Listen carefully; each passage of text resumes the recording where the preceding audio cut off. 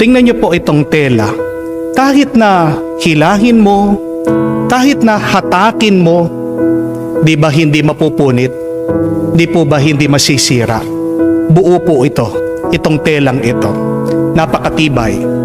At kahit na ibigay ko po ito sa inyo, kahit na malakas kayo, kahit na nag-gym kayo, kahit na paano nyo po hatakin, di po ba hindi nyo masisira? Paano mo mahahati ang isang buong tela? Tingnan nyo po ito. Pag nagkaroon lang ng kakaunting gupit ang tela, pag nagkaroon lang ng kakaunting hati, anong mangyayari? Pag hinila mo na yan, ano po nangyari? Nasira. Napakadali.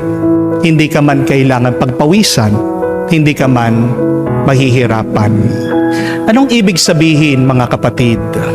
Pakaisipin niyo po ito.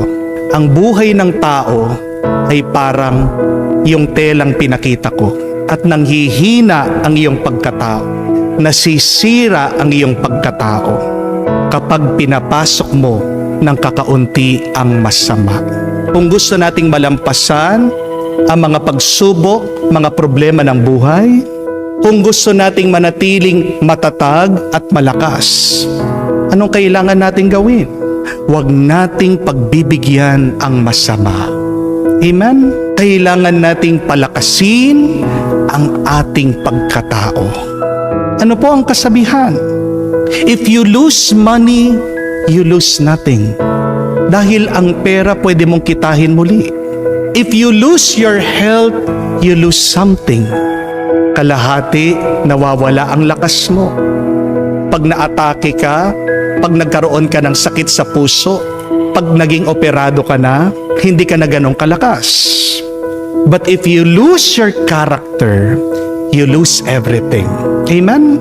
Kaya nga po sa ating ebanghelyo, nung pinipigilan ni San Pedro na dumaan ang ating Panginoon sa paghihirap, pinagsabihan siya, pinagalitan siya ni Jesus. Ano ang sabi ni Jesus sa kanya?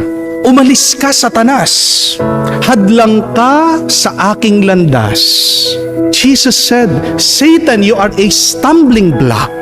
Mga kapatid, pag hinahayaan natin ang masama na makapasok sa ating isip at puso, nasisira ang ating pagkatao. Nasisira ang ating kinabukasan. Ang masama, isipin niyo po, parang ana yan. Kahit na maliit, pag pumasok yan sa bahay, sisirain niyang pundasyon, babagsak ang bahay mo. Kaya nga po si San Pablo, ano ang turo niya? Do not allow the devil to take a foothold. Huwag mong bibigyan ng pagkakataon ng masama na makapasok sa iyo. At sabi din po, turo ni Santiago sa kanyang sulat, resist the devil and he will flee. Tandaan niyo po ito, ang hindi nating nilalabanan, nagiging nating kaibigan. What you do not resist, you choose. Kapag hindi mo nilalabanan ang masama, kinakaibigan mo na yan.